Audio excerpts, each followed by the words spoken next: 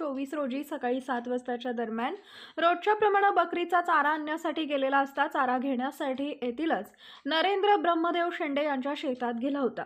पण शेंडे हा शेतकरी जंगली जनावरांच्या त्रासापोटी रोजच रात्री आपल्या शेताला विद्युत करंट लावून ठेवायचा व सकाळी लवकर करंट काढून घेत होता. पण हा मृतक सकाळी लवकरच त्यांच्या शेतातील चारा आणण्यासाठी गेले असता त्याला करंट लावून असल्याचं लक्षात आलं नसल्याचं मृतकाला विद्युत करंट लागून जागीच मृत्यू पावला. सदर मृतकाचा सकाळपासून इतरत्र शोध घेतला पण दिसून आला नाही. शेंडे शेतकरी हा करंट काढण्याकरता शेतात गेला असता मृतक पडून दिसला.